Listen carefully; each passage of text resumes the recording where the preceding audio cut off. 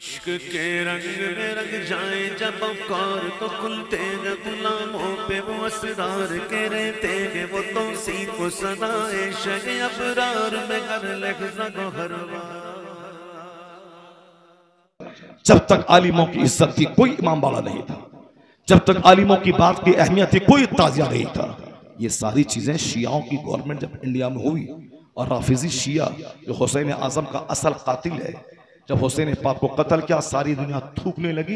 ये अपने उस इल्ज़ाम से अपने आप को बरी करने के लिए इमाम अली मकाम की कब्र पे गया, उनकी मिट्टी को सर पे रखने लगा, सीना तोड़ तोड़ के रोने लगा, मातम करने लगा। वहीं से मातम शुरू हो गया। यानी लोगों के नजदीक अपनी बेइज्जती से बचने के लिए और इस जुर्म पे पर्दा डालने के लिए उन लोगों ने मातम शुरू कर दिया, ताकि लोग कहे कि हुसैन आजम की शहादत का बड़ा गम इसके पास है। जबकि वही लोग इमाम हुसैन को 150 कत्ल के बुलाया था, और जब हुसैन आजम गए उनको बचाने के लिए जालिम से, तो वह लोग जालिम का साथ दे के हुसैन को तन्हा छोड़ दिया। 150 से ज्यादा कत्ल के बुलाया था। इमाम अली मकाम ने सारे लोगों का नाम बोल के कहा था, ऐ तुमने खत लिखा था, तेरा दस्तखत यहाँ है, ये खत तुम्हारा खत है। और वो झूठा मक्कार बोलता था कि नहीं हम नहीं लिखे हैं, माज़अल्लाह, हजार बार माज़अल्लाह। इमाम हुसैन के सामने झूठ बोल रहा था। सरकार दो जहां का वो नवासा जिसकी मोहब्बत फर्ज है, जिसकी मोहब्बत करने का पैगाम मुस्तफ़ा ने दिया है। और हुजूर ने फरमाया है कि ए अल्लाह, मैं हसनैन से मोहब्बत करता हूं, तू भी इससे मोहब्बत कर और उनसे मोहब्बत कर जो इन दोनों से मोहब्बत करते हैं। ये देखिए मुसलमान के बच्चे हिंदुओं के बच्चे की तरह चंदा कर रहे हैं, और ये कौन सी इबादत कर रहे हैं? चंदा करके कौन सी इबादत कर रहे हैं? ये अखाड़ा बाजी करना, ये हंगामा आराई करना, ढोल बजाना, ताजिया बनाना, ये सब जहालत का नतीजा। इस्लाम से कोई रिश्ता नाता नहीं है, ना उस पर सवाब है, सिर्फ गुनाह ही गुनाह है। इमाम हुसैन की कुर्बानी का एक जुमले में सारांश सुनना चाहे, इमाम हुसैन ने 10 तारीख को क्या किया, क्यों ये हुसैन आजम की याद ताजा की जाती है? एक जुमले में यजीद जुल्म कर रहा था, हुसैन वहां सब कुछ लुटा के इस्लाम बचाने गए थे, सब कुछ लुटा के शरीयत बचाने गए थे। यजीद की मनमानी नहीं चलने दी जाएगी, जो हदीस कुरान कहता है वो चलेगा, कानून खुदा का चलेगा, उसूल मुस्तफ़ा का चलेगा। यजीद की मनमानी नहीं चलने दूंगा। वो जो ताकत के बल पे कहता है कि मैं हुसैन का सपोर्ट और हाथ उनका वोट ले लूंगा, नहीं होगा। उनके हाथ में तलवार है, वह काट दे मेरी गर्दन। उनके पास 22,000 फौज है, वह हमारे सारे बच्चों की गर्दनें काट दे। वह गर्दन काट सकता है, जमीन नहीं ले सकता है। वह गर्दन काट सकता है, हाथ नहीं ले सकता है। वह गर्दन काट सकता है, मेरा वोट नहीं ले सकता है। वो उनके पास में तलवार है, काट दे। यजीद ने बच्चों को काट दिया, जवान को काट दिया। इमाम हुसैन पे 72 जख्म तीनों तलवारों की देके इमाम हुसैन की गर्दन काट दी। तो हुसैन की गर्दन काट दी। हुसैन ने कहा था कि जब तक मैं जिंदा हूं तुझको सपोर्ट नहीं करूंगा।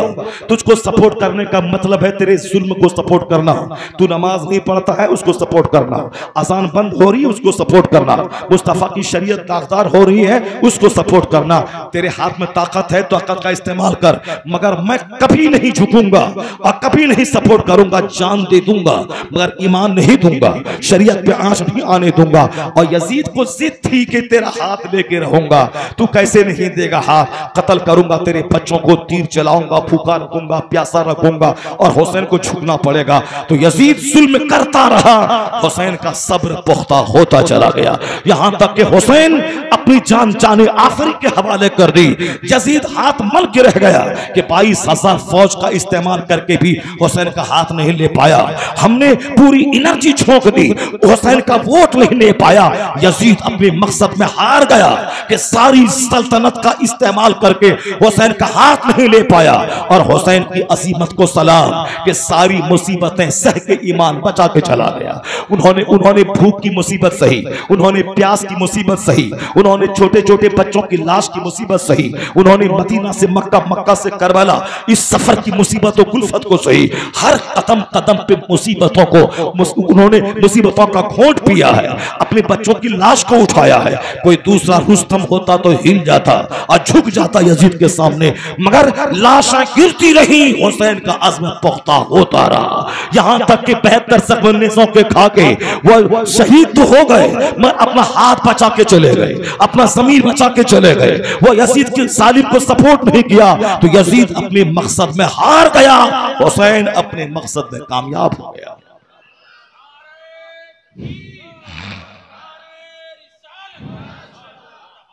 यही है करबला की पूरी तारीख का निचोड़। हुसैन आज़म ने क़यामत तक के गुलामों को मैसेज दिया कि बातिल से दब के मत रहना, हक की रस्सी को मजबूती से थामे रखना। क्या करेगी गवर्नमेंट इंडिया की, क्या करेगी गवर्नमेंट अमेरिका की? वो पानी बंद कर देगी, दाना बंद कर देगी, खाना कपड़ा बंद कर देगी गवर्नमेंट, उसके बाद भी नहीं रहा जाएगा तो गर्दन काट देगी। इसके अलावा और कुछ है दुनिया में?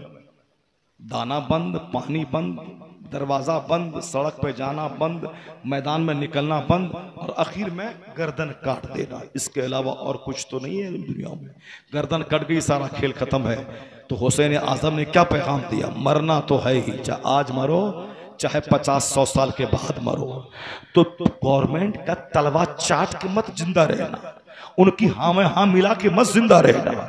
गीदड़ की तरह अगर चापलूसी कर भेले, अगर तुमने गवर्नमेंट का पखाना भी चाट के खा लिया तो भी तू 500 साल जिंदा नहीं रहेगा। जो तेरी उम्र है 60-70 साल, उसी में तू मरेगा।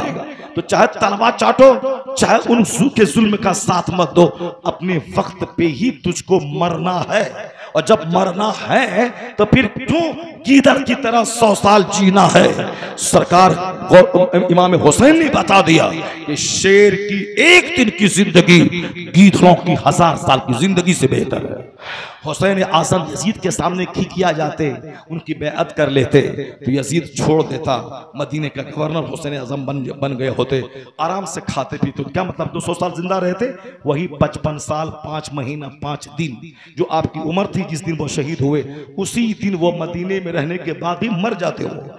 लेकिन ये रुतबा नहीं मिलता कि आज मस्जिदों में चर्चा का विषय हुसैन है, आज खिताबत की जबान पे हुसैन है, आज ऑक्सफोर्ड, हार्वर्ड, कैम्ब्रिज में हुसैन है, आज काफिरों की जबान पे हुसैन है, स्कॉलर की जबान पे हुसैन है, थिंकर की जबान पे हुसैन है, साइंटिस्ट की जबान पे हुसैन है, लालू नीतीश की जबान पे हुसैन है, दुनिया भर के हुक्मरानों की जबान पे हुसैन है, उलमा, फुक़हा, मुतकल्लिमीन, खुतबा, मुफस्सिर, मुहद्दिस सब की जबान पे हुसैन है। नमाज के अंदर हुसैन पे दुरूद है, अज़ान में मुस्तफ़ा का चर्चा है, मुस्तफ़ा के दीन का चर्चा है, खिताब में हुसैन का चर्चा, घर में हुसैन का चर्चा।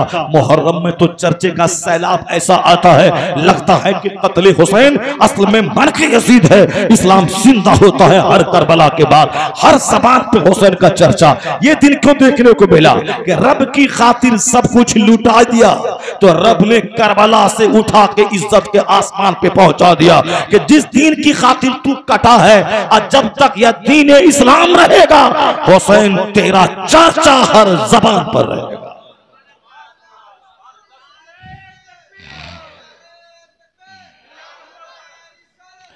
ये इनाम है अल्लाह की तरफ से, हक का साथ देने का इनाम, हक की रस्सी को मजबूती से थामने का इनाम, बातिल और गलत आदमी के सामने ना झुकने का इनाम, गलत को मरते दम तक गलत कहते रहने का इनाम। जो लोग आज सुबह इधर शाम उधर सपेरा का भी मुंह चूमते हैं और सांप का भी मुंह चूमते हैं, हमको भी आके बोला हाँ हजरत बात जबरदस्त खिताब हुआ, और जो हमसे चिढ़ने वाला उनके पास बोला बेकार, यानी इधर मुंह दूसरा उधर मुंह दूसरा, यहाँ दिल कुछ में कुछ और है, ज़बान पे कुछ और है। इसको हुसैन का नाम नहीं लेना चाहिए। इन मुनाफिकों की ज़बान से हुसैन का नाम अच्छा नहीं लगता। हुसैन का नाम वो ले जिनका दिल जिनकी ज़बान दोनों एक हो। और जो कह दिया कि हक ये है तो अब चाहे जान रहे या जाए मरते दम तक हक का साथ देता रहे। इसलिए एक कौम मुस्लिम चाहे यकसा सिविल कोड का मसला हो, अगर कोई जालिम तुझ पर अपनी बात थोप दे कि मेरी तरह जीना होगा, मेरी तरह मरना होगा, मेरी तरह शादी ब्याह करना होगा, कुरान हदीस कुछ भी बोले मैं जैसे बोलता हूं वैसे करना होगा, अगर जबान है तो जबान से उसकी तरदीद करना, अगर अल्लाह तबारक तआला अगर ताकत व कुव्वत है तो पूरी ताकत के साथ उसकी मसम्मत करना, उसका साथ मत देना। और अगर नहीं कुछ है, न जबान है, न हाथ में तलवार है, लाठी है, तो दिल और ज़मीर तो है, तो उस वक्त में सब्र करना। अगर वो तुझ पर मुसल्लत करे थोपे तो कह देना कि मैं हुसैनी हूं, गर्दन कट जाएगी, गवारा है, मगर शरीयत के खिलाफ जो तू भी लाया है उसको मंजूर करना ये गवारा नहीं है। मरना तो है ही, आज बोल 50 साल के बाद तो शरीयत के तहफ़्फ़ुज़ में आज मर जाओ। शेर की एक दिन की जिंदगी गीदड़ की 100 साल की जिंदगी से बेहतर है। तो हुसैन की कब्र से आवाज आती है कि जालिम का झोला मत ढोना, जालिम का मुंह मत चूमना, उनकी हमें हम मत मिलाना। जब हक खतरे में पड़ जाए तो हक की खातिर जान दे देना। अगर हक की खातिर तू मरेगा तो वह जिल्लत का जरिया नहीं, इज्जत का जरिया बन जाएगा। जन्नत में तू किसी दूसरों के साथ रहे, जो हुसैन ने कुंबा लुटाया है उस हुसैन के साथ तू जाएगा। अगर हुसैन ने मुस्कुरा के देख लिया और तुमने कह दिया कि दिन की खातिर हमने भी तमाचा खाया है और दिन की खातिर हमने भी हुक्का पानी बंद की सजा को हमने सहा है और हम भी जालिमों के हाथ से हमने पनिशमेंट उठाया है, अगर हुसैन ने मुस्कुरा के देख लिया तो फिर क्या कहना। हुसैन के पीछे पीछे जन्नतुल फिरदौस में तू चला जाएगा। इस जहां 80 साल का सजदा ना ले जाए वहां खुदा के लिए मुसीबतें सहना, काली सुनना, गर्दन कटाना काम आ जाएगा। 80 साल का नफल सजदा एक तरफ, रब की खातिर एक काली सुनना, गर्दन कटाना एक तरफ।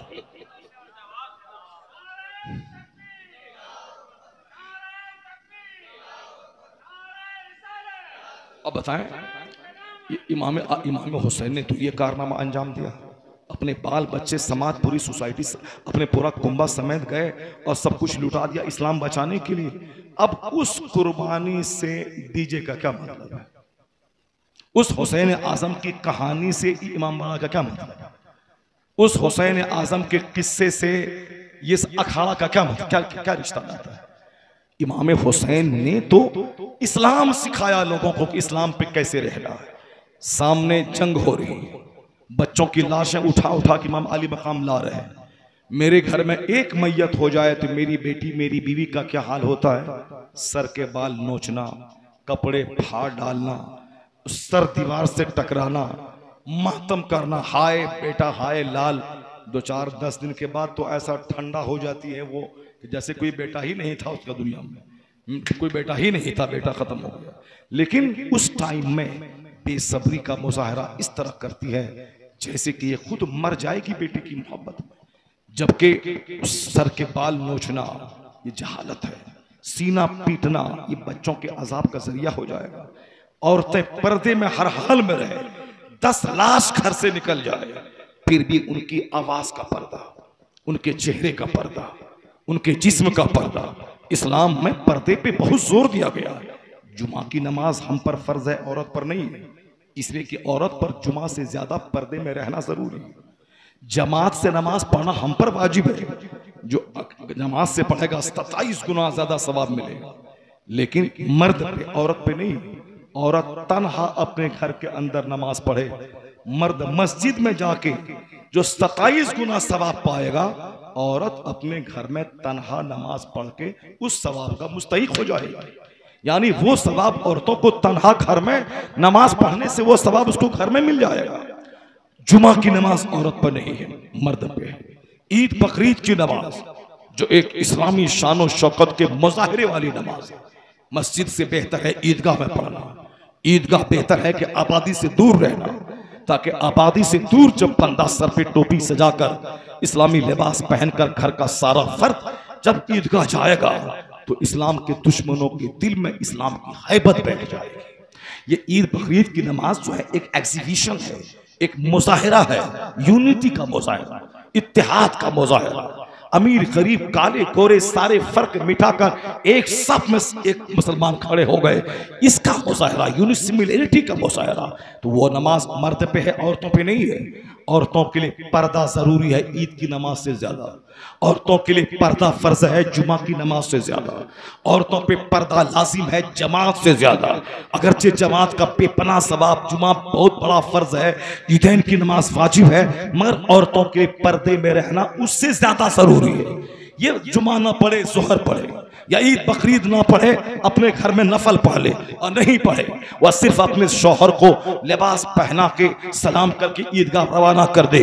शौहर जाएगा आएगा, जितनी नेकी मिलेगी उतनी नेकी शौहर की खिदमत और शौहर से मुस्कुरा के मिलने से औरतों को मिल जाएगी। सुभान अल्लाह। ये औरतों पे पर्दा लाजिम है। जब मस्जिद नहीं जा सकते, जुमा और ईदैन में नहीं जा सकते, तो मजार पे जाने का परमिशन किसने दे दिया? मेला में जाने का परमिशन किसने दे दिया? ताजिया के पीछे जाने का परमिशन किसने दे दिया? इमाम बाड़ा के पास आके मिन्नत मांगने का परमिशन किस इस्लाम ने दे दिया? मेला अखाड़ा के पास जाने का परमिशन कौन सा इस्लाम दे दिया? आया है, आला हजरत ने लिखा है शजरा में, जो मर्द अपनी औरत की कमाई खाए, क्या मतलब? यानी औरत सिना करवाए दूसरे से और उससे जो माल मिले वह शौहर खाए, उसको कहते हैं आम जबान में माअज़ल्लाह, 1000 बार माअज़ल्लाह, आम फहश जबान में उसको फड़वा कहते हैं। यानी जो अपनी वाइफ को तवाई बना के उसका पैसा खाए, उसको इस्लामी जबान में तय्यूस कहते हैं। और तय्यूस पर जन्नत की खुशबू हराम है। और आला हजरत ने लिखा है कि तय्यूस वही नहीं है जिसकी बीवी बेहयाई का मुजाहरा करती हो, वो भी तय्यूस है जो अपनी बीवी की बेपर्दगी पे राजी रहता हो। यानी जो अपनी बीवी को मोटरसाइकिल पे बिठा के बाजार घुमाने लेके जाता हो, और सर पे दुपट्टा नहीं, चेहरा खुला हुआ, सारे मर्द उससे देख रहे हैं। जो अपने 5 दोस्तों को घर में लाता हो ताकि चलो देखना कि मेरी बीवी कितनी खूबसूरत है। और तुम दोस्तों को खूबसूरत बीवी, अगर तुम्हारी बीवी काली कलोटी होती तो तुम्हारी नानी मर जाए, तुम कभी नहीं दिखलाता, तो कि बेइज्जती होती कि हमने काली कलोटी बीवी और सारे दोस्त तुम्हारी तौहीन करते। लेकिन खूबसूरत होने के बाद ही दोस्तों को दिखलाने के लिए ये घर में लाता है। चलो जरा मेरे घर में चलो, चाय पीना, तेरा कदम पड़ जाए। एक कदम पड़वाने का बहाना है, अब बीवी का हुस्न दिखाने का निशाना है। और जब इसको दिखलाया हुस्न, तो इससे ज्यादा खूबसूरत इसका दोस्त था। नाक लंबी थी, आंख बड़ी थी, चेहरा गोल था, बिल्कुल चमड़ा चिकना था। बीवी की नजर उस पर पड़ गई, तो अब ये जो उसको दोस्त को लेके गया था, इससे ज्यादा खूबसूरत इसका दोस्त निकल गया। अब वह बीवी को हुस्न दिखलाने गया था, बीवी उसके हुस्न देख करके फरेफ्ता हो गई। फोन नंबर लिया, उससे ये बातें करने लगा, इसको जाओ तुम बाहर में जाके फौज में, पड़ोसी मौज में तुम जाके प्रोग्राम करते रहो बाहर में। अब ये आना जाना शुरू किया और मस्ती किया, और उस शौहर को छोड़ करके उसके साथ भाग गई वो। अगर वो भाग गई, जैसे अभी 1 साल पहले इसी झारखंड का एक मौलवी साहब एग्जाम दिलाने के लिए रामू के साथ अपनी बीवी को कॉलेज भेज रहा था, और बरकाती टोपी झाड़ता था, और रामू के साथ भेजा, और रामू के साथ आते जाते उसकी बीवी उसी की हो गई, उसकी बीवी उसके साथ भाग गई। यह झाल बजाते मौलवी साहब रह गया, ये बरकाती टोपी झाड़ते रह गया। ये एमए करेगी, उससे बेहतर है कि तेरी बीवी जाहिल रहती, ना एमए करती, ना पीए करती, ना डीएम बनती, ना साहब इंजीनियर बनती, ईमान बचा रहता तो दुनिया ना मिली जन्नत तो मिल गई होती। ये कौन सी डिग्री हासिल करने तुमने रामू के साथ भेजा? उसका दीन गया, उसका ईमान गया, उसका धर्म गया, उसका शौहर गया, सारी दुनिया उसकी लूट गई। वह तालीम जो दीन के लिए खतरा हो, वह तालीम हासिल करना हराम है। वह तालीम अगर घर में औरत रही, खाना कपड़ा बनाती रही, और फिर वो नहीं इंजीनियर डॉक्टर मास्टर बनी, अगर ईमान बचा रहा, नमाज बची रही, तो अरबपति की बेपर्दा बीवी से करोड़ों गुना वो देहाती औरत बेहतर है जो हमेशा झाड़ू लगाती रही, ईमान बचा के फातिमा के पड़ोस में जन्नतुल फिरदौस चली गई। इंजीनियर, डॉक्टर, प्रोफेसर, मास्टर, ये शौक आजकल दिमाग में कीड़ा काट रहा है। वो रामू के साथ भेजा था मौलवी साहब बरकाती टोपी छाड़ने वाला, अब बीवी से भी हाथ धो बैठा, और वह बीवी जो काफिरा बन गई, मुर्तद बन गई, जो हिंदू बन गई, उसका इल्जाम भी उसी हिजड़े के सर आएगा। जिस हिजड़े ने हिंदू के साथ न भेजता गाड़ी पर और न ये कांड होता। यहाँ तो चचेरे भाई से पर्दा फर्ज है, ममेरे भाई से पर्दा फर्ज है, अपने खलेरे भाई से पर्दा फर्ज है, अपना देवर, एक आदमी 4 भाई है, नहीं है ढेर प्रॉपर्टी, एक ही घर में चारों भाई रहता है, वहां भी उस देवर से पर्दा फर्ज है, क्योंकि देवर से ज्यादा फिसलने का चांस है, देवर मौत है। हदीस पाक में कहा गया कि हुजूर घर में लोग रहते हैं, अपने रिश्तेदार ही तो हैं वो, और पर्दा कितना ज्यादा, तो कहने का सेंस साहबी का ये था, हुजूर ने क्या कहा, देवर मौत है, मौत। क्योंकि देवर के साथ अगर भाभी तन्हाई में रहती है तो घर वाले क्या समझते हैं, देवर है, भाभी है, और ज्यादा उसको सीरियस नहीं लेते। समाज का अजनबी छोकरा कोई आ जाए, अचानक एक मिनट बैठ जाए घर में, वहां तो सबकी नजर जाती है, निकालो बाहर भागा करो, भगाओ इसको। लेकिन अपने घर के देवर के साथ अगर भाभी 1 घंटा बैठ के अंदर बात कर रही है तो सब लोग समझते हैं कि वो शौहर का भाई है, ये साहब उसकी बीवी है, दोनों देवर भाभी है, अपना कोई किसी मसले पे बातचीत कर रही होगी। लेकिन जब बाद में पता चलता है तो छोटा भाई अपने बड़े भाई को ज़बह करके उनकी बीवी को लेके भाग गया, तब पता चलता है कि अरे ये क्या हो गया, हमने तो सोचा था घर की बात है, ये घर की कहानी है, कितना पर्दा किससे होगा। जब लूट गया घर तब ख्याल आया कि हुजूर ने जो कहा सच कहा है। दुनिया का सारा दानिश्वर झूठा हो सकता है, प्रोफेसर झूठा हो सकता है, हुजूर ने जो कहा वो सच कहा। समझ में आए या न आए, तबाही का तमाशा देखने के बाद दुनिया बोलेगी रास्ता वही हक है जो मुस्तफा का दिखाया हुआ है। खिलाफे पैगंबर कसे रह गुजीद के हरगिज़ बमंजिल न खहत रसीद। हुजूर से हट के जो जिएगा, देखिए हवा छोड़ रहा है, हुजूर से हट के जो जिएगा कभी भी मंजिल मकसूद पे नहीं पहुंच पाएगा वो। इसलिए ए मुसलमान, तबाही का तमाशा देखने के बाद तो काफिर भी बोलता है कि रास्ता वही सही है जो मुस्तफ़ा का है। पहले डिंग मारता है, डिकारता है, मुसलमानों को काट देंगे, मुसलमानों को मार देंगे, मुसलमानों का ठेला मोहल्ले से हटा देंगे। कोई मुसलमान नाई इलाके में रहा तो कोई नाई की सारी दुकान बंद करवा देंगे, वो सब्जी बेचने वाले को भगा देंगे, रेडी ठेला नहीं चलने देंगे। पूरा बिल्कुल मुस्लिम युक्त समाज, मुस्लिम से आज़ाद समाज, मुस्लिम मुक्त समाज बना देंगे। यानी कोई भी मुसलमान नजर नहीं आएगा। खूब चीखता है, चिघाड़ता है, ऐंठता है, जुटता है। अब बात में कल जब तबाही का तमाशा देखता है और जब उसकी बेटियां लूटने लगी, गैंग रेप होने लगा, कोचिंग सेंटर में, स्कूल में, कॉलेज में, मंदिरों में जब रेप होने लगा, तब उसके बाद कहता है कि अरे कानून पर्दा, वह हमने तो साहब सोचा न था कि ऐसा होगा। यहाँ तक कि रेल में रेप हो रहा है, थाने में रेप हो रहा है, कोर्ट कचहरी में रेप हो रहा है। जो औरत है उसको जज भी गौर से देख के मजा ले रहा है, पुलिस वाला मजा ले रहा है। प्लेटफॉर्म पे नमाज पढ़ो तो बोलता है ये मस्जिद है कि प्लेटफॉर्म है, और वहां कोई 2 नौजवान चूमा चाटी करता है, पुलिस वाला भी मजा लेके खड़ा होकर देखता है। नमाज पढ़ो तो कमीने को बोझ लगता है, और चूमा चाटी जिना करे तो उसको अच्छा लगता है। उस समाज के लोगों पे क्या उससे डरना, उन गिरोहों जलीलों खबीसों से क्या शर्म करना। जो नमाज जिसको बुरी लगे और जिना जिसको अच्छा लगे, वो तेरा कुछ बिगाड़ सकता है? कुछ नहीं बिगाड़ पाएगा। जिसको जिना का शौक, शराब का शौक, जिसको बदकारी का शौक हो, ये तुझको बिगाड़ नहीं पाएगा।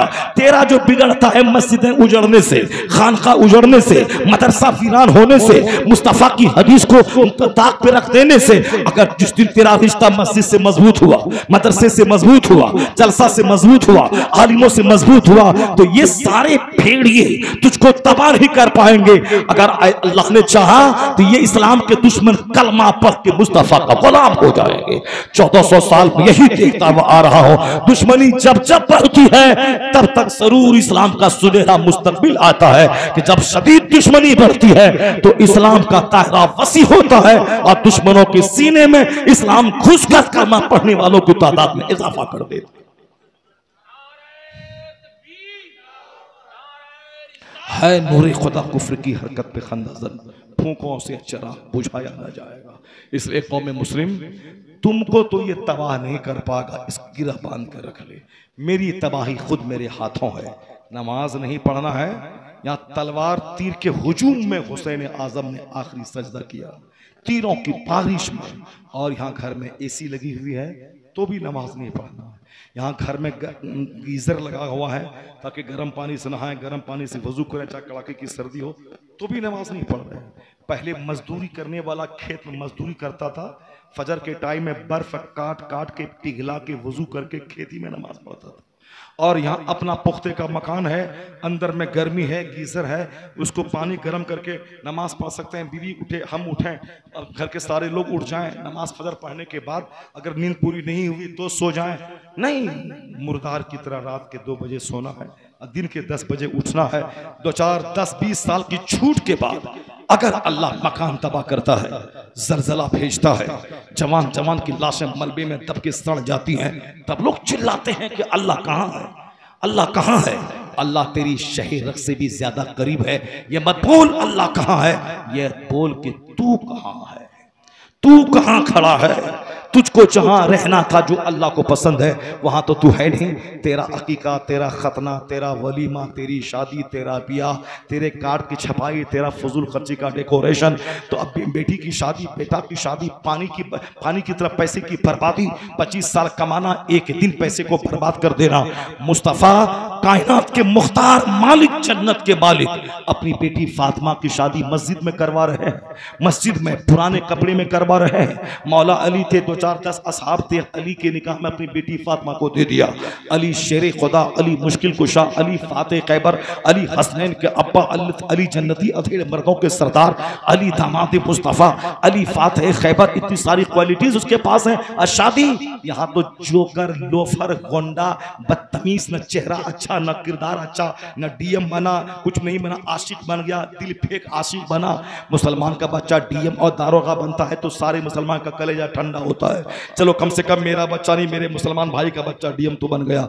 यहाँ तो डीएम बनने गया था रांची पढ़ने के लिए, वहां लड़की को दिल दे बैठा, आशिक बन गया। ये डीएम क्या बनेगा, आशिक बन गया। ये दारोगा क्या बनेगा, दिल फेंक आशिक बन गया। ये साफ मिनिस्टर क्या बनेगा, ये साइंटिस्ट क्या बनेगा, ये मनचला इश्कबाज बन गया।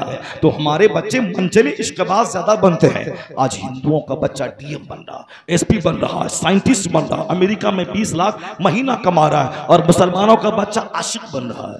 मुसलमानों का बच्चा इश्क मोहब्बत की कहानी ज्यादा सुनता है वो, इसीलिए वो आशिक बन रहा है। ये महबूब के पीछे पागल है, प्रेमिका के पीछे पागल है। लड़की मिल गई, समझो बिल्कुल सारी दुनिया उसको मिल गई, और हम इसी जोकर बच्चे की शादी में 10 लाख खर्चा कर देते हैं। पड़ोस का गरीब कैंसर से पीड़ित है, 10 टका नहीं देते, और इस जोकर आशिक की शादी में 25 लाख हमने खर्चा कर दिया। अली जन्नत अधेड़ मर्दों के सरदार, उनकी शादी पुराने कपड़े में मस्जिद में हो रही है। फातिमा ज़हरा जो जन्नती खवातीन की सैयदा है, सैयदा फातिमा आबिदा ज़ाहिदा तैयबा ताहिरा। महशर में आवाज आएगी, या अहलल जम नक्किसू रुऊसकुम वग़ुद्दू अबसारकुम, ए अहले महशर निगाह झुका ले। मुस्तफ़ा की बेटी फातिमा 70,000 हूरों की झुरमुट में पुल सिरात पार करने वाली है। जो फातिमा सारी जिंदगी दुनिया में पर्दा किया, अजनबी मर्द उनके सर के बाल के चेहरे को न देख पाया। यहां तक कि फातिमा ने वसीयत की थी कि जब मैं मरूं मुझको रात के वक्त में दफनाना, ताकि मेरी डेड बॉडी पर भी अजनबी मर्दों की नजर न पड़े। जिस फातिमा को जिंदगी में उसको अजनबी मर्द ने नहीं देखा, मरने के बाद भी उनकी लाश पे गैरों की नजर न पड़े, इसलिए फातिमा ज़हरा की वसीयत पर अमल करते हुए रात में दफन किया गया। 10 से लेकर 12 लोग उनके जनाजे में हाजिर थे। मुझ जैसा जोकर की मां मर जाए तो 5 लाख जनाजे में हाजिर होते हैं लोग, और यहाँ सैयदा फातिमा के जनाजे में 10 लोग मौजूद हैं, और लोग जनाजे की तादाद पे फख्र महसूस करते हैं कि मेरा बाप जमींदार था, 5000 लोग जनाजे में शरीक हो गए। फातिमा ज़हरा को क्या बोलेगा जो जन्नती औरतों की सरदार है, मलके जन्नत है, और 10 लोग उनके जनाजे में हाजिर है। सैयदा फातिमा ने वसीयत की थी, मैं मरूं रात में जनाजा ले जाना, ताकि मेरी लाश पर गैर मर्दों की नजर न पड़े। उसको अल्लाह इज्जत देगा कि 70,000 हूरों की झुरमुट में फातिमा पुल सिरात पार कर जाएंगी। वो फातिमा की शादी पुराने कपड़े में मस्जिद में हो रही है, और हमारी जोकराइन बेटी जो किसी लायक नहीं, न नमाजी है, न हाजिया है, न गाजिया है, न तिलावत करने वाली है, न कुरान ही सही पढ़ने वाली है, वो साहब 2-4 क्लास पढ़ने के बाद आइए बीए कर ले, उसके लिए हमारी शादी का लड़का डीएम मिले, एसपी मिले, दारोगा मिले, नौकरी वाला मिले, चाहे शराबी रहे, चाहे 2-4 हमल वो गिरवा दिया हो पड़ोस की लड़की का, चाहे वो खुद साहब हर महीने तवाइफ के कोठे पे जाकर जाके ज़िना करता हो, सब चलेगा, मगर नौकरी चाहिए, नौकरी वाला हो, मालदार हो, पैसा वाला हो। वह ज़िनाकार है, शराबी है, पापी है। शराब की एक बूंद अगर अंदर दाखिल हो जाए, 40 दिन तक न कोई नमाज कबूल होती है, न कोई सस्ता कबूल होता है। उसी हालत में बंदा मर जाए तो जन्नत की खुशबू हराम हो जाती है। शराब अंदर जाने का मतलब एक तरफ तो फिजिकल डैमेज का सामना करना पड़ता है, फेफड़ा खराब होता है, दिमाग पागल की तरह हो जाता है, आदमी जैसे किसी को भूत लग गया हो उस तरह करने लगता है। इस तरह से सेहत गई, वकार गया, तंदुरुस्ती गई और मजहबी तौर पर जन्नत गई, आखिरत गई, अल्लाह की रजा गई, मुस्तफा की सुन्नत पे अमल गया। यानी हर एतबार से जलील और खार होता है शराबी, और एक एक बूंद जन्नत को जला के राख कर देती है। यानी जो जन्नत इनके मुकद्दर में आने वाली थी वो जन्नत में आग लगा दी एक शराब के कतरे ने, और यह शराब के कतरे पेशाब को भी शराब का कतरा समझ के पी लेता है। मुसलमान का शराब से क्या लेना देना? जब मुस्तफा ने कहा था शराब पीना हराम है, तो मदीने की गलियों में, मक्के की गलियों में इस कदर शराब बह रही थी, सारे मटके लाके तोड़ तोड़ के बहा रहे थे, जैसे बारिश के जमाने में नदी नाले में पानी बहा करता है। हुजूर ने कहा हराम है, तो सारे मुसलमान ने सरेंडर कर गया। अब एक कतरा जो मुंह में लिया था उसको उगल दिया, जो गले में था उसको उंगली डाल के बाहर फेंक दिया, और जो मशकीजे में था उसको नदी में जाके तोड़ के फेंक दिया। यह है मुसलमानियत। मुस्तफा ने कह दिया कि हराम है, अब 1000 नफ्स पर बोझ गुजरे उसको त्याग देना है। यही है इस्लाम, यही है surrender to the will of Allah. नफ्स 1000 कहे, नफ्स की बात नहीं माननी है, मुस्तफा ने रहमत की बात माननी है। ये इस्लाम का क्या रिश्ता है इन खेल तमाशों से? इस्लाम का क्या रिश्ता है बेपर्दगी से? इस्लाम का क्या रिश्ता है इन काफिरों की पैरवी से? इस्लाम है मुस्तफा मेरे लिए मॉडल है, मुस्तफा का खानदान मेरे लिए मॉडल है, मुस्तफा की बेटियां, मुस्तफा के शहजादे नवासे मेरे लिए मॉडल है। ये जो कुरान में कहा गया अहले बैत से मोहब्बत करो, नहीं कि अहले बैत का पांव चूमते रहो। अहले बैत से मोहब्बत का मतलब मोहब्बत तुमको अहले बैत के रास्ते पे चलाएगी, मोहब्बत अहले बैत को मॉडल मानने पर मजबूर करेगी, मोहब्बत पैरवी सिखाती है, मोहब्बत इत्तेबा सिखाती है। तो हुजूर ने जो कहा दो चीज मैं छोड़ के जा रहा हूं, एक कुरान, एक अहले बैत का मतलब ये कुरान कुरान है और अहले बैत कुरान की चलती फिरती तस्वीर है।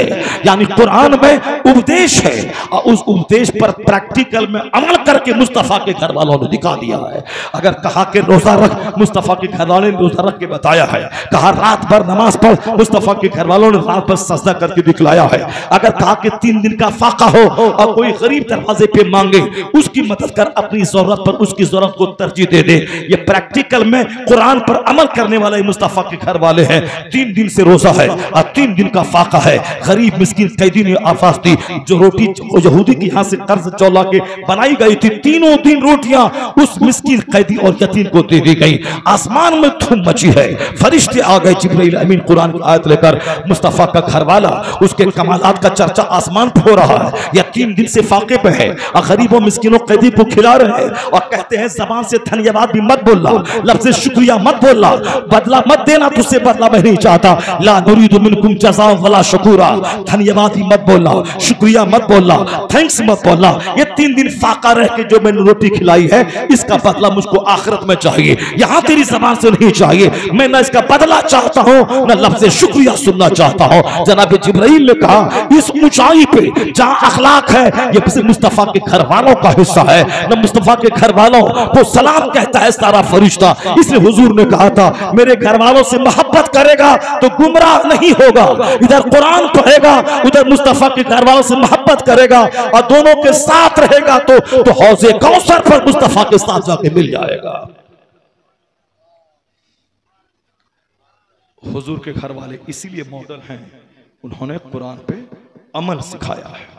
सरकार दो जहां के यहाँ जब इमाम हसन पैदा हुए तो 7वें दिन हुजूर ने 2 मेंढा को ला के ज़बह करके अकीका किया।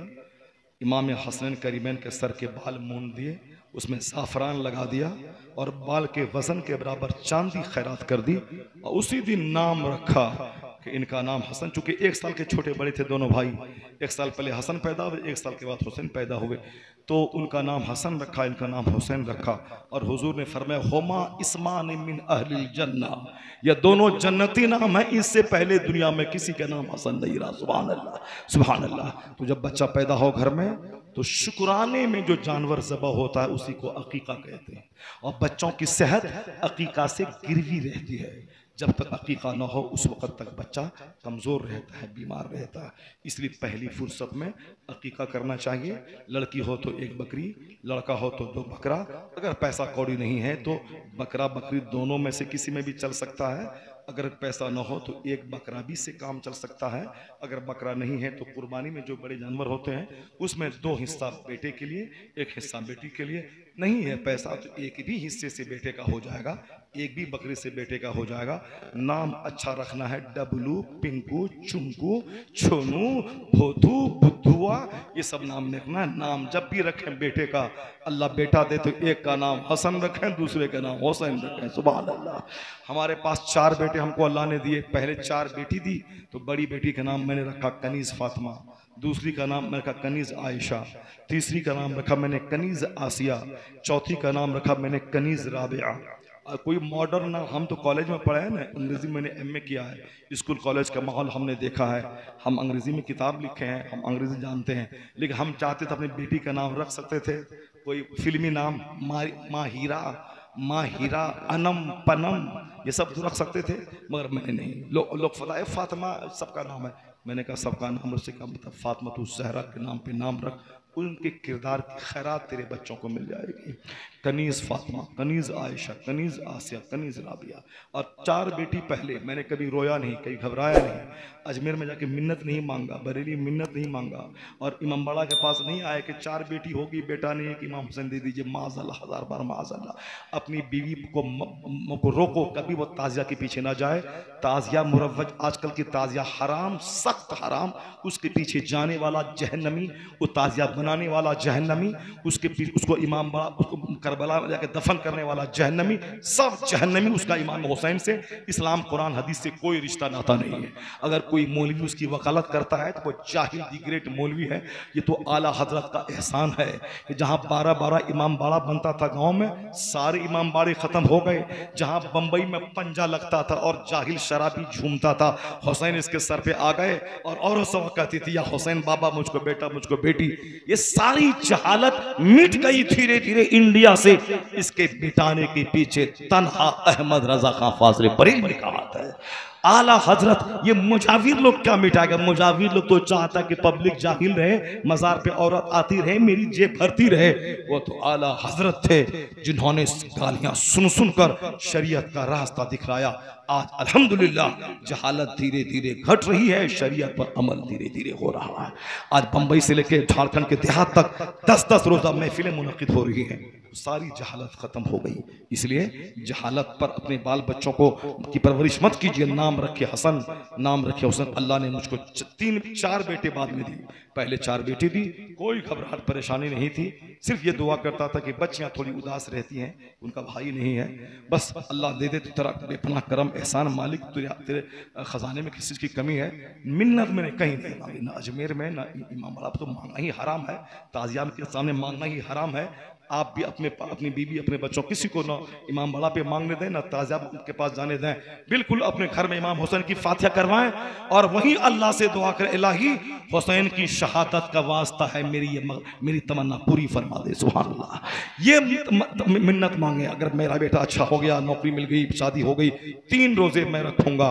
जो मिन्नत फातिमा ज़हरा ने मांगी वही मिन्नत आप भी मांगे, आपकी बीवी भी मांगे। ये कि हम ये करा देंगे, बद्धी दे देंगे, पैक पहना देंगे, सारी दिन बच्चे को सिपाही बना देंगे, सारी जिंदगी, सब जहालत व हिंदुआना रस्म रिवाज है। हिंदू लोग बच्चों का बाल लंबा छोड़ देता कमर तक कि गोरख धाम जाएंगे, काशी पूरी जगन्नाथ जाएंगे, वहां जाके बाल मुंडन करेंगे और फिर चाहे उसका बाल लंबा हो जाए। जो मुसलमान अगर ऐसा कुछ करता है तो ये काफिराना, मुशरिकाना, हिंदुआना तरीका है, इसका इस्लाम से कोई रिश्ता नाता नहीं।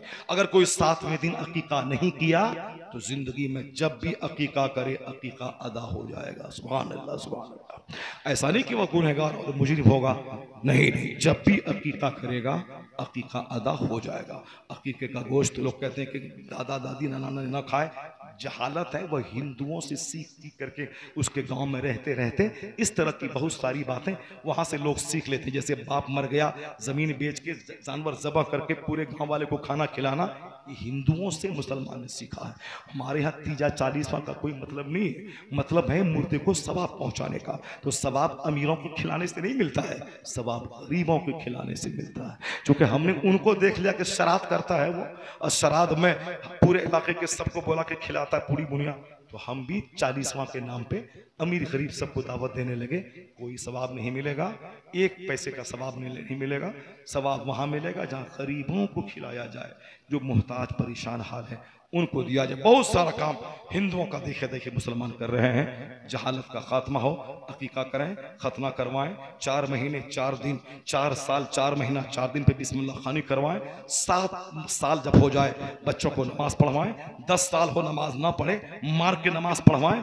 उसके बाद बच्चों को हुनर सिखा दें, इल्म सिखाते हैं, नमक रोटी खिलाएं, खाएं, बच्चों को इल्म सिखाएं, पढ़ाएं, आलिम बनाएं, हाफिज बनाएं, डीएम बनाएं, एसपी बनाएं, सब बनाएं, मगर भुट्टी में इस्लाम पिला दें, ना कि बच्चा दोबारा काफिर बन जाए, काफिरों के पास चला जाए। जिस तरह आज की रिपोर्ट है कि 190 लोग 35 फैमिली में कहा वो सब काफिर बन। वो पहले मुसलमान ही कहाँ था, वो काफिर ही था। पहले सिर्फ मुसलमान का नाम था। पहले वो फालू नचाना, पैसा कमाना और पूजा करना, मूर्ति बनाना, पहले भी मुसलमान ही नहीं था, वो पहले भी हिंदू ही था।